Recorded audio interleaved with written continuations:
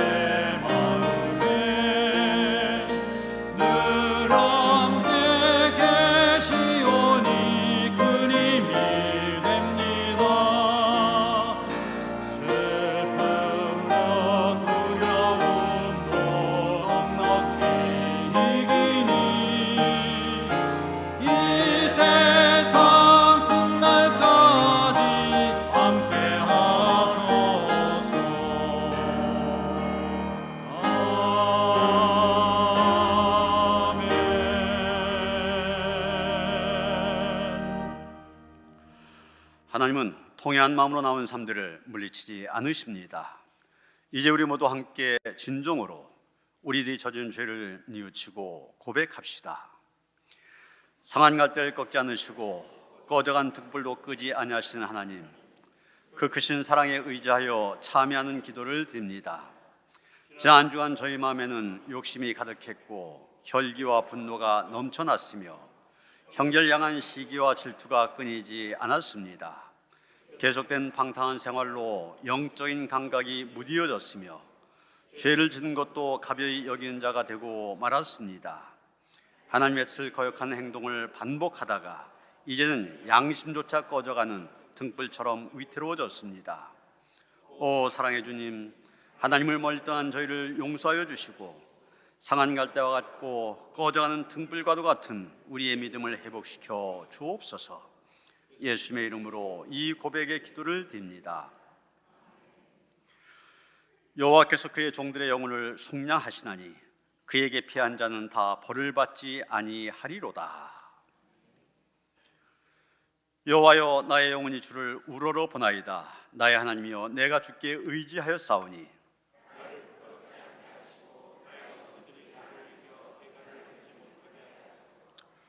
주를 바라는 자들은 수치를 당하지 아니하려니와. 여호와여, 주의 도를 내게 보이시고 주의 길을 내게 가르치소서.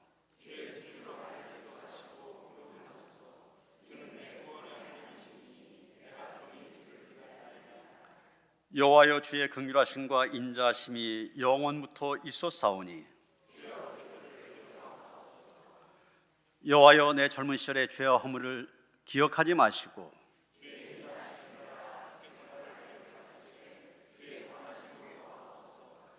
여호와는 선하시고 정직하시니 그러므로 그의 도로 죄인들을 교훈하시리로다.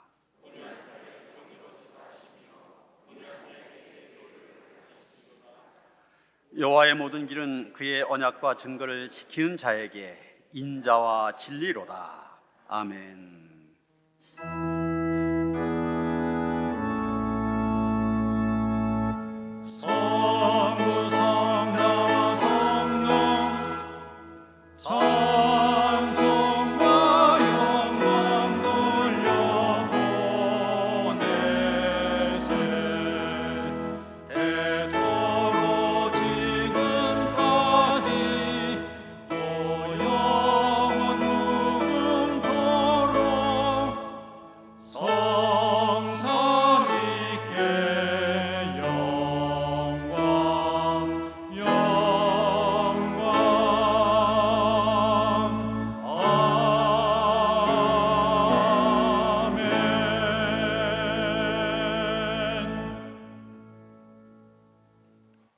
소망이 없을 것 같은 메마른 가지 속에서 생명을 품으시고 풍성한 결실을 소망하며 때를 따라 움틀 새싹을 준비하시는 창조주 하나님의 경이로운 섭리를 찬양합니다. 죄로 말미암아 메마른 가지처럼 굳어진 우리의 영혼에도 십자가 보혈의 은혜로 생명을 품게 하시고 믿음으로 싹을 틔워 죄에서 자유함을 얻어 구원의 은총을 허락하신 한없는 사랑에 무한한 감사를 드립니다. 지난 한 주간도 믿음의 길을 혼미하게 하는 세상의 즐거움에 유혹해도 실족하지 않게 우리를 깨어 지키시고 이 시간 거룩한 자녀로 구별하여 예배의 자리에 있게 하시니 더욱 감사를 드립니다. 이 시간 주님의 기뻐하심을 기대하며 영과 진리로 드리는 우리의 예배를 받아 주시옵소서. 은혜 하나님, 풍요로운 이 시대가 감사보다는 간절함을 앗아가고 세상살이의 분주함이 우리의 영을 무뎌지게 합니다. 악한 길에 서 있으나 분별하지 못하는 죄 앞에서의 나약함을 긍휼히 여겨 주시옵소서. 우리의 보잘것없는 능력과 약한 의지로는 반복될 수밖에 없는 죄 앞에서의 우리의 연약함을 성령의 능력으로 강건케 하셔서 온전한 하나님의 자녀로 서게 하여 주시옵소서. 자비로우신 하나님, 갈등과 반목의 골짜기가 한없이 깊어가는 우리들의 정치, 다음 세대의 희망을 빼앗아가는 경제 상황, 정의로운 가치보다는 자국의 이익의 가치가 앞서가는 안개 속 같은 국제 정세 속에서 곤고한 지경에 있는 이 나라를 지켜주시옵소서. 우리의 지혜로 또 우리의 계획으로는 희망의 빛이 보이지 않는 어두운 미래지만 우리 믿음의 백성들이 돌이켜 하나님의 은혜를 구하고 이 모든 곤고함이 주님의 길에서 멀어진 나 한 사람부터 임함임을 인정하는 겸손한 고백을 기뻐 받으시는 하나님으로 인해 이 나라가 회복되어 다시금 번영을 누리게 하여 주시옵소서. 사랑의 하나님, 주님의 뜻이 있으셔서 이곳에 노년교회를 세우시고 여기까지 인도하심을 감사드립니다. 하나님 원하시는 뜻이 우리의 비전이 되게 하시고 우리에게 맡겨주신 달란트로 영혼 구원을 향한 비전을 성실하게 이루어 더 큰 일을 맡기시고 또 능히 감당하는 교회가 되게 하여 주시옵소서. 주님의 인도하심 따라 온 교우들의 기도와 헌신으로 캄보디아를 향한 선교의 비전을 이루어가게 하시니 감사합니다. 파송된 유철희 선교사님 가정과 또 함께 사역하는 동역자들, 그리고 세워진 노년 포천동 교회와 선교센터 위에 함께하여 주시옵소서. 캄보디아를 향한 하나님의 계획에 준비된 사역자로 사명을 넉넉히 감당할 수 있도록 능력을 다하여 주시옵소서. 이 모든 선교의 통로를 통해 캄보디아를 복음으로 변화시키는 하나님의 역사를 보게 하여 주시옵소서. 사랑의 하나님, 이 시간도 육신의 연약함으로 인한 두려움이 또 마음의 곤고한 짐들이 우리들의 얼굴에서 기쁨을 지워갑니다. 주님의 위로와 사랑을 간구하며 예배하는 성도들의 기도를 들어 응답해 주시옵소서. 우리의 병든 몸이 튼튼하여지고 공공한 살림이 부해지며 자유와 기쁨을 베푸시는 주님으로 인해 모든 고통의 멍에를 벗어버리고 참 기쁨을 회복하는 은혜를 누리게 하여 주시옵소서. 이 시간 말씀 들고 서신 담임 목사님께 신령한 능력을 다하여 주시옵소서. 늘 영과 육이 강건하여 품은 열정이 지치지 않게 성령의 신령한 능력을 공급하여 주시옵소서. 준비하신 말씀이 한 주간도 온전한 믿음의 삶을 향하여 나아가는 영의 양식이 되게 하여 주시옵소서. 주님, 사순절 시간이 시작되었습니다. 사랑할 수 없는 우리를 구원하시기 위해 그 하나님의 계획에 묵묵히 순종하시며 한 걸음 한 걸음 말씀을 이루어 가신 그 길을 따라가며 하나님 없이도 살 수 있을 것 같은 교만이 이 사순절을 통해서 하나님 마음에 합한 자로 다듬어지고 다시 빚어지는 변화의 절기가 되게 하여 주시옵소서. 베푸신 은혜와 감사를 모아 찬양을 올려드리는 시온 찬양대와 오케스트라의 찬양을 흠량하시고 그 삶을 기쁨으로 채워 주시옵소서. 또 처한 곳에서 예배를 돕는 모든 손길들을 기억하시고 그 손길들이 축복의 통로가 되게 하여 주시옵소서.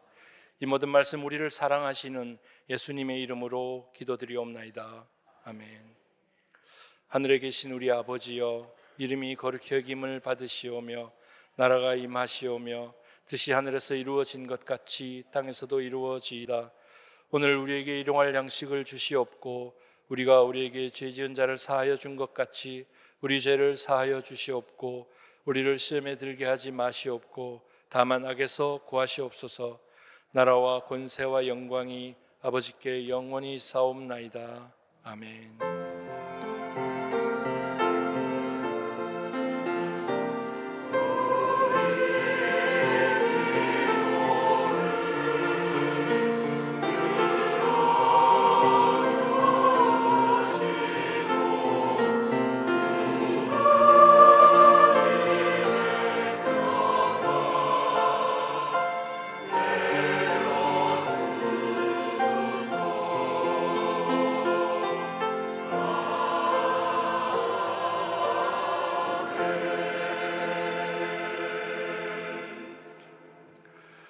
오늘 계신 하나님의 말씀 창세기 9장 8절로부터 17절까지의 말씀입니다.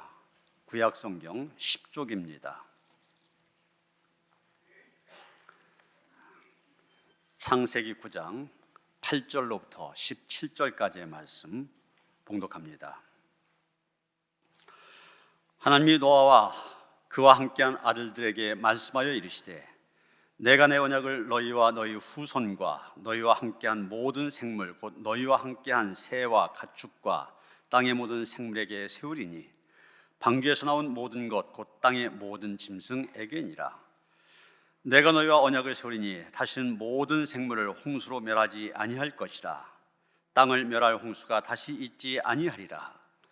하나님이 이르시되 내가 나와 너희와 및 너희와 함께하는 모든 생물 사이에 대대로 영원히 세우는 언약의 증거는 이것이니라. 내가 내 무지개를 구름 속에 두었나니 이것이 나와 세상 사이의 언약의 증거니라. 내가 구름으로 땅을 덮을 때 무지개가 구름 속에 나타나면 내가 나와 너희와 및 육체를 가진 모든 생물 사이에 내 언약을 기억하리니 다신 물이 모든 육체를 멸하는 홍수가 되지 아니할지라. 무지개가 구름 사이에 있으리니 내가 보고 나 하나님과 모든 육체를 가진 땅의 모든 생물 사이에 영원한 언약을 기억하리라. 하나님이 노아에게 또 이르시되 내가 나와 땅에 있는 모든 생물 사이에 세운 언약의 증거가 이것이라 하셨더라. 아멘.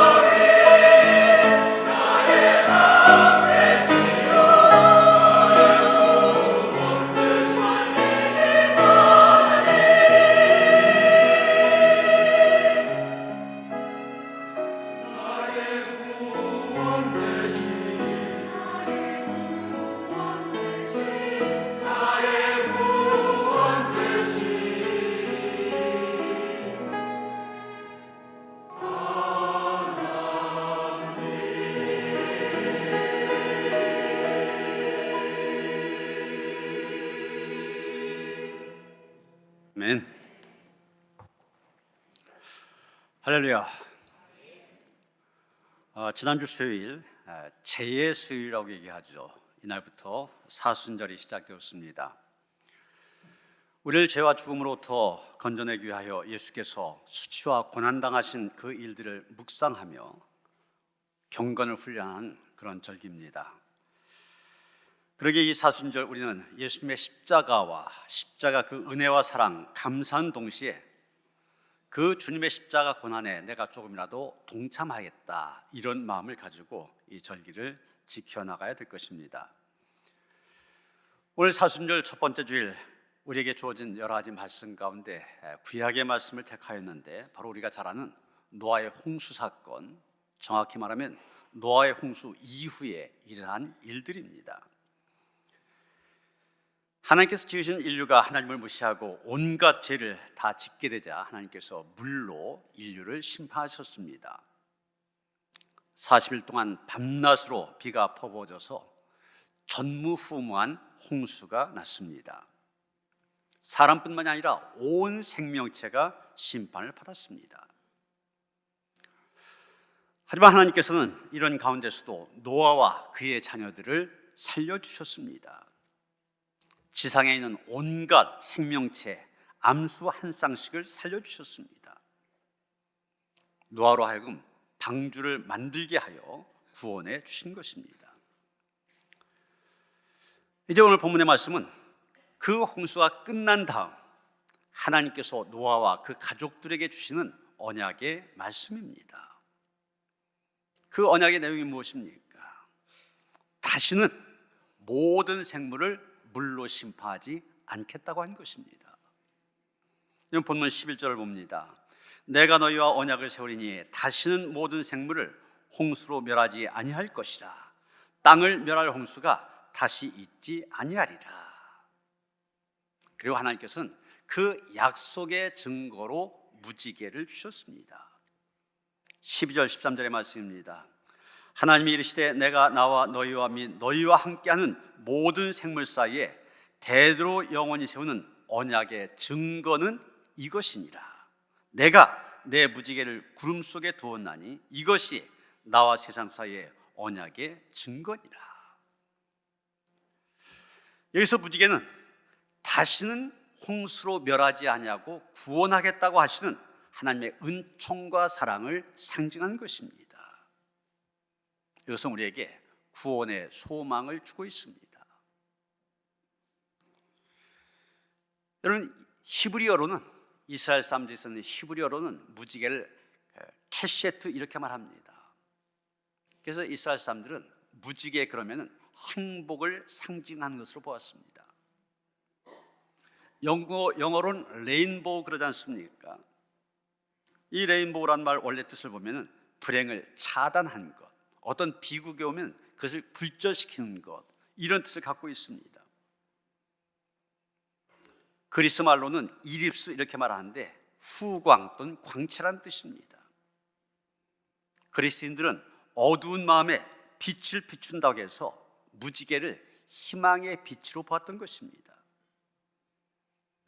그렇습니다. 이 무지개는 절망이 아니라 희망의 증거입니다.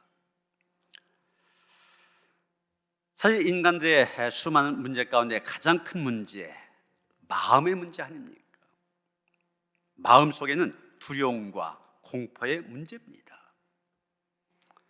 특히 어떤 큰 재난을 겪고 난 다음에는 더욱 이런 두려움에 사로잡힙니다.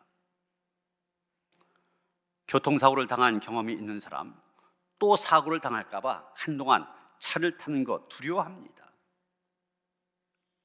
자라보고 놀란 가슴, 솥공 보고 놀란다는 격언이 있는 것처럼 한 번 불행을 당한 사람, 또 그런 불행이 나에게 닥치지 않을까 염려하게 됩니다. 어제 그저께가 세월호 10주년이었었는데 이때를 맞아 이 희생자들의 부모들이 집단적으로 병원에 입원하기 시작했다는 그런 소식이 들려오고 있습니다. 10년 동안 마음속에서 커졌던 상처가 겉으로 터져 나오기 시작한 것입니다. 그들은 말합니다. 자식을 보낸 부모는 평생을 가도 잊을 수 없다. 어떤 사람은 잊으라고 하고 어떤 사람은 가슴에 묻으라고 하는데 어떻게 그럴 수 있냐? 그럴 수 없다고 얘기합니다. 자식들을 잃어버린 경험이 평생 트라우마로 남는 것입니다. 여러분, 지금 그 큰 홍수를 경험한 노아의 8 식구들, 그런 상황입니다. 그들 역시 홍수에 대한 두려움과 공포 속에 있었을 것입니다. 구름이 조금만 껴도 겁이 덜컥 나서 또 그렇게 큰 비가 내리지 않나. 천둥과 번개가 치면 이젠 꼼짝없이 죽었구나. 이런 무서움과 불안한 마음이 있었을 것입니다. 하나님께서는 지금 두려워하고 무서워할 노아와 그 가족들에게 안심하라고 구름 속에 언약의 표시로 무지개를 두신 것입니다. 우리 역시 무지개를 보면서 아무리 구름이 우리를 뒤덮는다 할지라도 우리는 절대로 홍수 때문에 망하지 않는다고 하는 것을 알게 된 것입니다. 그런데 여러분, 본문 13절에 보면 내가 내 무지개를 구름 속에 두었나니 이렇게 말하고 있습니다. 하나님께서 무지개를 주신다 약속하셨는데 무지개만 말씀하신 것이 아니라 구름도 함께 말씀하셨습니다. 무지개 하나님이 주신 것인데 구름도 하나님이 주신 거란 얘기입니다. 하나님께서 비록 홍수로 세상을 심판하지 않으신다고 하셨지만 구름까지 없애신 것은 아닙니다.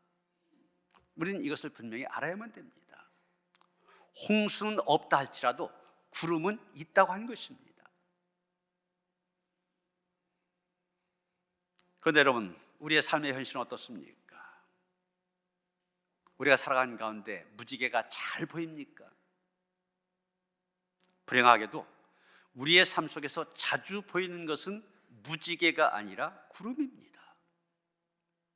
비를 머금은 시커먼 먹구름이 우리의 앞길을 가로막습니다. 여기서 구름이라고 하는 거, 우리가 인생을 살아가면서 겪게 되는 고난과 시련을 상징하는 것입니다. 그런데 구름을 볼 때마다 사람들은 또다시 홍수가 세상을 뒤덮는 것이 아닐까 두려워하고 염려합니다. 그래서 구름을 만나면 낙심합니다. 무지개는 보이지 않고 시커먼 구름만 우리를 뒤덮을 때 우리는 낙심하게 됩니다. 그러나 여러분, 구름을 만난 것 그 자체를 두려워해서는 안 됩니다. 세상을 살면서 많은 시련과 고난의 구름을 만날 때 이상히 여기지 말아야 됩니다. 사도 베드로가 베드로전서 4장 12절 13절에서 말한 것이 바로 그겁니다. 사랑하는 자들아, 너희를 연단하려고 오는 불시험을 이상한 일 당한 것 같이 이상히 여기지 말고 오히려 너희가 그리스도의 고난에 참여한 것으로 즐거워하라. 이는 그의 영광을 나타내실 때 너희로 즐거워하고 기뻐하게 하려 함이라. 이렇게 얘기하고 있습니다. 이상히 여기지 말라, 당연히 여기라고 얘기하고 있습니다. 그러게 우리는 고난과 시련의 구름을 만날 때 낙심하지 말아야만 됩니다. 구름 있는 게 당연합니다. 그런데 그 구름이 있다 할지라도 그 구름이 우리를 홍수로 망하게 하지는 못하기 때문입니다. 이것이 하나님의 약속입니다. 다시는 홍수로 심판하지 않겠다고 한 것입니다. 구름은 있지만 그 구름이 우리를 쓸어갈 수는 없습니다. 우리의 인생 날에 바람이 불어서 우리의 옷자락 날릴 수는 있지만 우리 자신까지는 그 바람 때문에 날아가지는 않습니다. 살아가다 보면 우리가 넘어질 때 있습니다. 그러나 그것 때문에 영영 쓰러져 있지는 않습니다. 다시 일어날 수 있습니다. 이것이 바로 소망인 것입니다. 여러분, 사도 바울 무수한 시험과 박해의 구름을 만났습니다. 그러나 그는 시험 받는 것, 조금도 이상히 여기지 않았습니다. 그러기에 감옥에 갇혀 있는 동안에도 기뻐하라고 권면하였습니다. 실제로 빌보의 감옥에 갇혔어도 찬송하고 기도하였습니다. 몸은 분명 갇혀 있습니다. 그러나 죄수는 아니었습니다. 몸은 갇혀 있었지만 영혼은 자유하였습니다. 그러기에 사도 바울 뭐라고 얘기합니까? 고린도후서 4장 8절 9절에 그의 고백이 나옵니다. 우리가 사방으로 우겨쌈을 당하여도 쌓이지 아니하며 답답한 일을 당하여도 낙심하지 아니하며 박해를 받아도 버림받지 아니하며 거꾸로 뜨림을 당하여도 망하지 아니하고 그렇게 말합니다. 그러게 우리는 구름을 만난다 할지라도 담대해야 됩니다. 사실 구름이 무서운 기세로 피어올라 세상을 덮을 때 무지개는 보이지 않습니다. 온통 구름뿐입니다. 그러나 무지개가 없다고 말해서는 안 됩니다. 오늘 성경 분명히 말하고 있지 않습니까? 하나님께서는 그 구름 속에 무지개를 둔다고 하셨습니다. 그렇습니다. 구름 속에 무지개가 있습니다. 시련 속에 승리가 있습니다. 십자가 속에 부활이 들어있습니다. 눈물 속에 기쁨의 결실이 있습니다. 불시험 속에 정금같이 연단되는 은총이 들어있습니다. 여러분, 믿음이라고 하는 거 다른 거 아닙니다. 바로 이 구름 속에서 희망의 무지개를 보는 것입니다.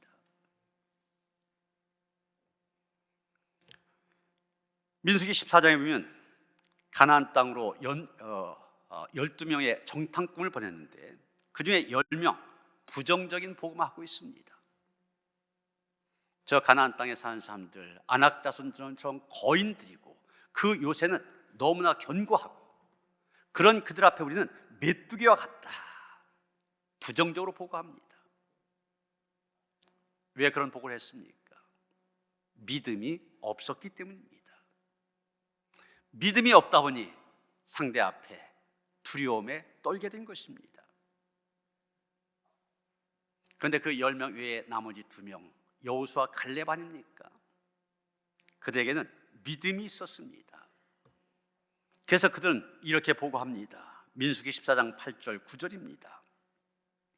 여호와께서 우리를 기뻐하시면 우리를 그 땅으로 인도하여 들이시고 그 땅을 우리에게 주시리라. 이는 과연 젖과 꿀이 흐르는 땅이니라. 다만 여호와를 거역하지 말라. 또 그 땅 백성을 두려워하지 말라. 그들은 우리의 먹이라. 그대의 보호자는 그대에게서 떠났고 여호와는 우리와 함께 하시느니라. 그들을 두려워하지 말라. 10명의 정탐꾼은 우리는 저들 앞에 메뚜기라고 하였지만 여호수아 갈렙은 아니었습니다. 저 사람들 하나님께서 우리에게 붙이신 사람들이다. 우리가 저들 앞에 메뚜기가 아니라 저들이 우리의 먹이라고 하였습니다. 옛날 성경에 밥이라고 했어요. 우리의 밥이다. 여러분, 어떤 문제 앞에 서 있습니까? 감당할 수 없다고 생각되는 그런 문제입니까? 두려워하지 마시길 바랍니다. 내 앞에 있는 문제보다 더 큰 문제는 두려움입니다. 문제 그 자체가 문제가 아닙니다. 우리 안에는 믿음이 문제입니다. 우리 안에 믿음만 있다면 어떤 문제도, 어떤 시험도, 어떤 난관도 다 이길 수 있게 되는 것입니다. 오늘 말씀 언약의 말씀입니다. 그런데 대개 언약이라고 하는 것은 쌍방간에 이루어진 협약, 계약을 얘기합니다. 이런 계약서가 있다면 양쪽 다 그 계약에 동의를 하고 둘이 같이 사인을 합니다. 그래야만 그들 사이에 계약이 성립이 되어집니다. 그런데 오늘 본문에 나오는 노아와 맺은 언약, 그런 식이 아닙니다. 계약이라기보다는 하나의 선언이라고 할 수 있습니다. 그래서 이 언약 일방적인 것입니다. 무조건적인 것입니다. 그래서 계약이라보다는 하나님께서 베푸신 은혜라고 말할 수 있습니다. 하나님의 이 언약을 받기 위해서 노아는 어떤 행동할 필요가 없습니다. 지켜야 될 것도 없고 순종할 것도 없습니다. 한 가지, 믿기만 하면 됩니다. 다시는 모든 생물을 홍수로 멸하지 아니할 것이라, 땅을 멸할 홍수가 다시 있지 아니하리라, 이 말씀을 믿기만 하면 됩니다. 믿는 순간부터 두려움은 사라지게 됩니다. 마음에 평안이 임하게 되는 것입니다.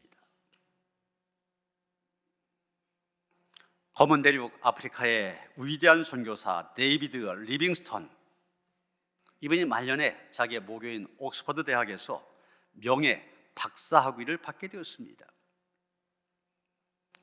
학위 시여식에 앞서서 예배 시간이 있었는데 학생들 앞에서 이 리빙스턴이 자기의 경험담을 이야기합니다. 무덥고 짜증만 나는 한낮이 계속되어지고 또 춥고 소름 끼치는 그만 밤 동안 자신과의 싸움을 계속했노라고 말할 때 많은 학생들 고개를 끄덕이며 진지하게 들었습니다. 그리고 이어서 온갖 짐승의 공격과 인디언들의 방해로 어떤 고통을 당하였는지 그것에 대해서 얘기했습니다. 사실 그의 오른팔은 사자의 공격을 받아 불구가 되어 있었습니다. 연설을 마쳤더니 한 학생이 손을 들고 일어섰습니다. 선생님으로 하여금 아프리카 생활을 잘 이겨내도록 한 비결이 있었다면 그 비결이 무엇이었습니까? 잠시 생각한 후에 리빙스턴 이렇게 입을 열었습니다. 내게 있어 비결은 아무것도 없었습니다. 그저 내가 세상 끝날까지 너희와 항상 함께 있으리라고 하신 그 예수님의 말씀과 그분의 십자가가 나를 끝까지 붙들어 주었을 뿐입니다. 이것이 그의 대답이었습니다. 여러분, 하나님의 언약은 믿어야 하는 것입니다. 믿을 때 두려움이 사라집니다. 믿을 때 우리에게 구원이 임하게 되는 것입니다. 여러분, 성경은 하나님의 약속입니다. 우리가 성경 구약과 신약 그렇게 얘기하지 않습니까? 옛날 약속, 그래서 구약 그런 것이고 새로운 약속, 그래서 신약입니다. 우리가 하나님을 믿고 성경 말씀을 믿는다고 하는 것은 바로 이 하나님의 약속을 믿는 것입니다. 믿음의 조상 아브라함은 하나님의 약속을 믿었기 때문에 자기 고향과 친척 아버지의 집 떠날 수 있었습니다. 모세 역시 하나님의 약속을 믿었기 때문에 그 당시 최강대국 애굽의 바로에게 나아가서 내 백성 내놓으라 요구할 수 있었습니다. 여호수아는 강하고 담대하라, 내가 너와 함께 하리라는 하나님의 약속의 말씀 믿었기 때문에 여리고성을 함락하고 가나안 정복길에 나설 수 있었습니다. 이제 신약에 와서는 새로운 약속이 주어졌습니다. 바로 예수 그리스도에 대한 약속입니다. 주 예수를 믿으라, 그리하면 너와 내 집이 구원을 받으리라. 분명한 약속입니다. 믿으면 구원을 받습니다. 믿으면 영생을 받게 됩니다. 요한복음 5장 24절 보면 내가 진실로 진실로 너에게 이르니 내 말을 듣고 또 나 보내신 이를 믿는 자는 영생을 얻었고 심판에 이르지 아니하나니 사망에서 생명으로 옮겼느니라. 약속입니다. 이 약속을 믿어야만 됩니다. 믿음으로 우리는 우리의 삶의 모든 두려움 이길 수가 있는 것입니다. 그런데 여러분, 오늘 본문 9절에 보면 노아와 맺으신 이 언약에 대해서 하나님께서는 내 언약이다 이렇게 말씀하고 계십니다. 이 언약, 하나님의 언약이다. 하나님께서 세우신 언약, 하나님이 이 언약의 주체가 되십니다. 아무도 이 언약에 간섭한다든지 개입할 수 없습니다. 약속을 한다고 해서 사람이 하나님께 이렇게 약속해달라 요구할 수 없습니다. 이 언약은 일방적인 것입니다. 하나님께서 전적인 하나님의 자유에 의해서 체결되어진 것입니다. 사실 지금 노아의 입장 한번 생각해 보세요. 하나님, 제발 다시는 세상을 심판하지 않는다고 약속해 주십시오. 요구할 만한 그런 처지입니까? 그저 하나님의 처분만을 바랄 수밖에 없는 상황입니다. 그런데 하나님께서 스스로 언약을 주셨습니다. 그러게 우리가 이것을 가리켜 은혜라 얘기합니다. 전적인 은혜, 하나님께서 주시는, 베풀어 주시는 전적인 하나님의 은혜입니다. 이런 성경은 모든 주권 하나님께서 갖고 계심을 말하고 있습니다. 인간이 착한 일을 많이 하고 착하게 살았기 때문에 복을 받는 거 아닙니다. 그것과는 상관이 없습니다. 인과율적인 것이 아니라 하나님의 자유입니다. 하나님께서 자신의 무한한 자유를 제한하시며 우리를 사랑하시고 다가오시고 용서하신 것, 그것이 바로 은혜입니다. 요한복음 15장 16절에 보면 예수님께서 말씀하십니다. 너희가 나를 택한 것이 아니요 내가 너희를 택하여 세웠나니. 이것을 가리켜 우리가 절대적인 사랑이라 얘기합니다. 인간의 사랑은 항상 상대적입니다. 내가 나를 사랑하니까 나도 너를 사랑한다. 내가 나를 미워하니까 나도 너를 미워한다. 이게 상대적인 사랑입니다. 다른 사람이 하는 만큼만 하는 것. 그런데 하나님은 아니십니다. 무조건적입니다. 일방적입니다. 그래서 로마서 5장 8절에 보면 사도 바울은 말합니다.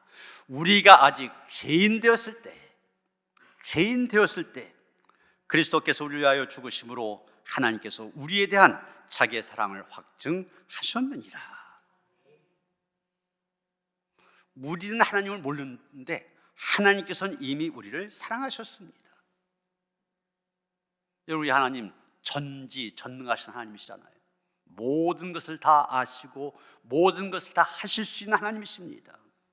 그 하나님이 지금 노아가 어떤 처지에 있는지, 지금 노아에게 가장 필요한 것이 무엇인지 모르셨겠습니까? 다 아십니다. 다 아시고 그에게 사랑을 베푸십니다. 은혜를 주셨습니다. 이것이 바로 하나님의 언약입니다. 그런데 하나님께서는 말로만 약속하신 것이 아니라 언약의 증거를 주셨습니다. 다시 13절을 봅니다. 내가 내 무지개를 구름 속에 두었나니 이것이 나와 세상 사이의 언약의 증거니라. 이런 결혼하면은 결혼 반지를 주고받잖아요. 그 결혼 반지를 끼고 다닙니다. 왜 끼고 다닙니까? 내가 이렇게 멋진 것을 끼었다고, 또 내가 이렇게 값비싼 반지를 선물 받았다고 자랑하기 위해서 낍니까? 아닙니다. 내가 결혼했다고 하는 것을 기억하기 위해서 반지를 낍니다. 신랑 또는 신부의 사랑을 기억하기 위해서 반지를 끼고 다니는 것입니다. 그렇기 때문에 손가락에 낀 이 반지보다 더 중요한 것은 서로의 사랑과 결혼 그 자체입니다. 하나님께서 노아에게 언약의 증거로 무지개를 보여주셨는데, 무지개보다 더 중요한 것은 하나님께서 언약을 하셨다는 바로 그 사실입니다. 오늘 보면 14절 15절 다시 봅니다. 내가 구름으로 땅을 덮을 때 무지개가 구름 속에 나타나면 내가 나와 너희와 및 육체를 가진 모든 생물 사이에 내 언약을 기억하리니 다시는 물이 모든 육체를 멸하는 홍수가 되지 아니할지라. 무지개는 하나의 도구입니다.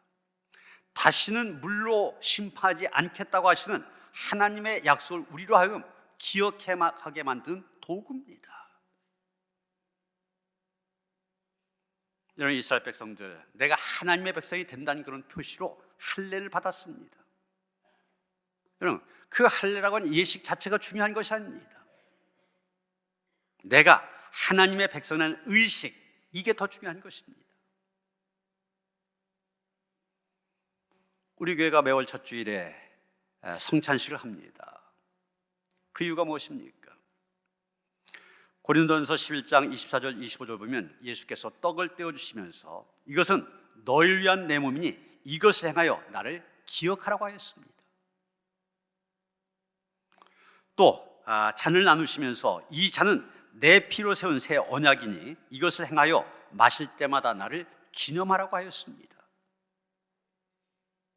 바로 예수께서 나를 위하여 몸을 주셨고 예수께서 나를 위하여 피 흘려 주셨음을 기념하기 위하여서, 기억하기 위해서 우리가 성찬식을 행한 것입니다. 여러분, 하나님의 약속 기억해야만 됩니다. 잊어버릴 때 우리는 두려움과 공포에 떨게 됩니다. 그러나 하나님의 약속의 말씀 기억하고 있을 때 걱정이 없습니다. 두려움이 없습니다. 하나님께서는 혹시 우리가 그것을 잊어버릴까 봐 무지개를 하늘에 펼쳐 놓으신 것입니다. 여러분, 우리 믿는 사람이나 믿지 않는 사람이나 비가 온 다음에 나타나는 무지개 다 보지 않습니까? 모두가 참 아름답다 감탄할 것입니다. 그런데 우리 믿는 사람들은 무지개를 보면서 참 아름답다 여기에 그치지 않습니다. 그 무지개를 바라면서 하나님의 언약을 생각하게 된 것입니다. 믿는 사람이나 믿지 않는 사람이나 똑같이 십자가를 바라볼 것입니다. 그런데 믿지 않는 사람들은 이 십자가를 바라보면서 아무런 생각도 하지 못할 것입니다. 그러나 믿는 사람은 그 십자가에서 하나님의 사랑을 발견하게 됩니다. 그래서 사도 바울은 십자가의 도가 멸망하는 자들에게는 미련한 것이요 구원을 받는 우리에게는 하나님의 능력이라고 말한 것입니다. 다시 말해서 십자가는 구원과 속죄의 증거로 우리에게 기억이 되어질 것입니다. 여러분, 상징, 표시, 증거 그것만 봐서는 안 됩니다. 내용을 봐야만 됩니다. 여러분, 우리 여기 십자가 세워놨는데 이 십자가 보기 좋으라고 세우는 거 아닙니다. 예수님을 생각하라고, 예수님의 고난, 그 죽으심을 기억하라고 여기에 세우는 것입니다. 우리가 무지개, 십자가, 할례, 성찬식 이런 표시, 형식만을 보고서 내용을 보지 못한다면 사도 바울의 표현에 따르면 표면적인 성도밖에 되지 않습니다. 로마서 2장 28절 29절 보면 사도 바울은 이렇게 말합니다. 무릇 표면적인 유대인이 유대인이 아니요 표면적 육신의 할례가 할례가 아니니라. 오직 이면적 유대인이 유대인이며 할례는 마음에 할지니 영에 있고 율법 종례에 있지 아니한 것이라. 사랑하는 성도 여러분, 하나님의 언약의 말씀을 붙들고 두려워하지 마시길 바랍니다.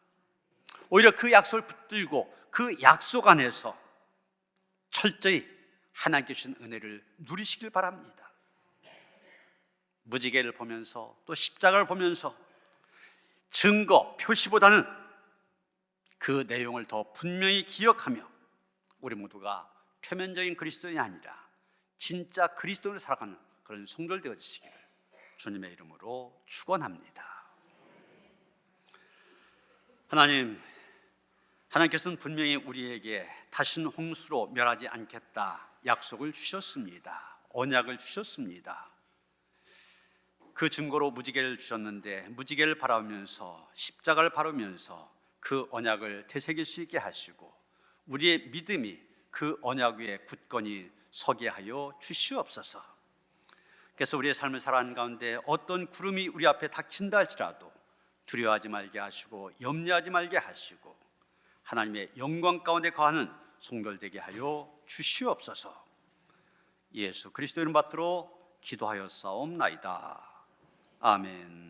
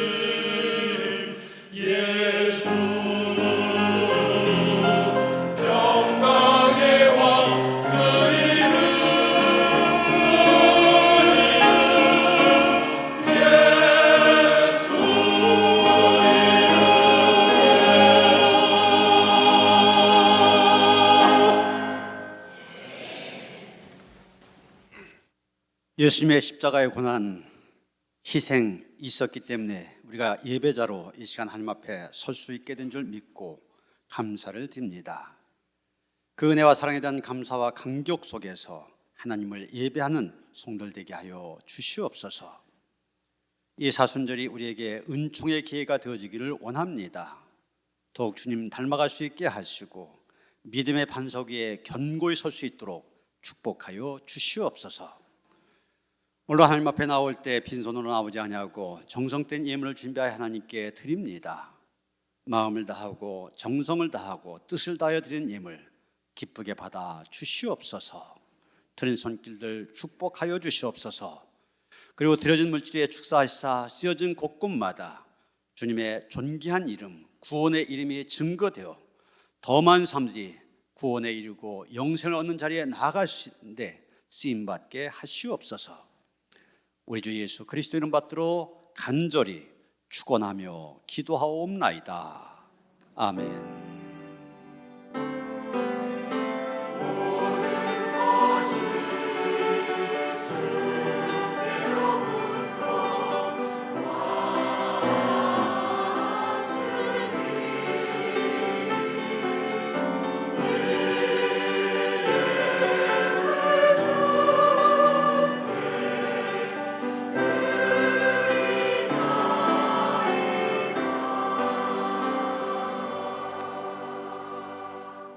평화 인사를 나누시겠습니다. 주님의 신 평화 함께 하시기 바랍니다. 서로 인사하시겠습니다.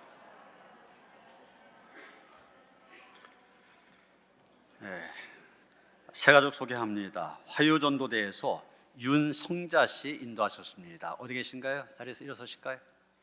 예. 한경숙 권사님, 윤은구 집사님이 이경 씨 인도하셨습니다. 자리에서 일어서실까요? 예. 환영한 노래 함께 부릅니다. 그의 사랑으로 환영합니다. 그의 사랑으로 환영합니다.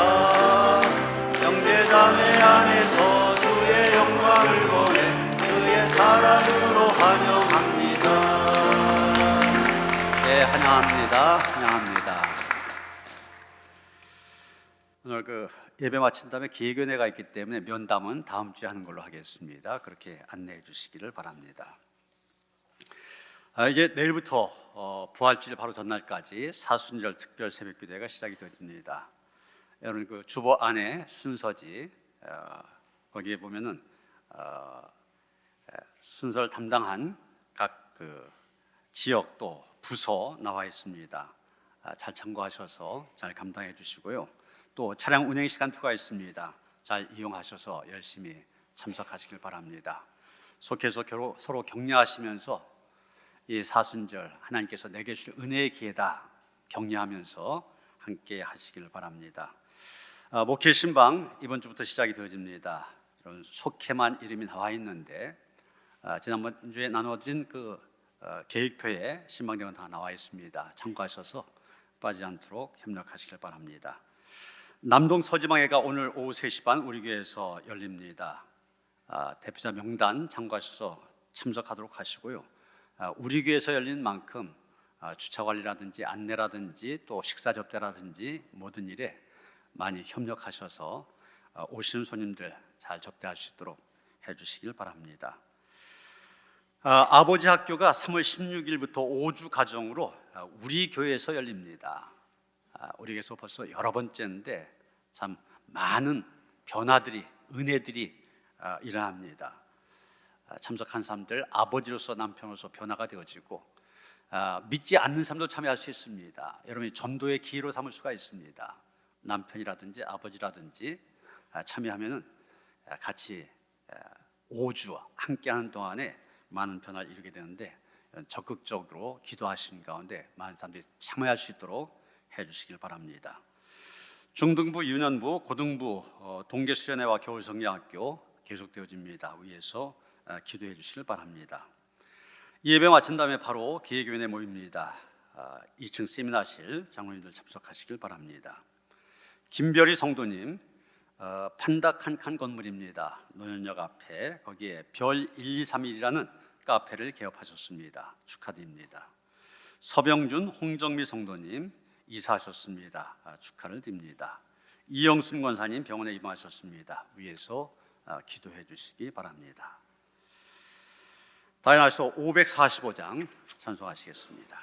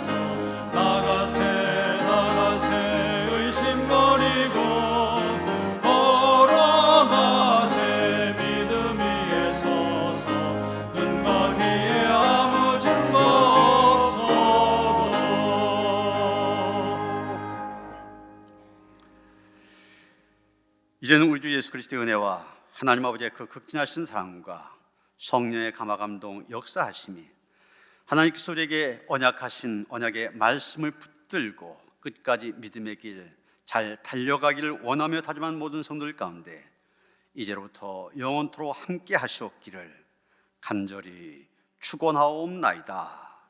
아멘.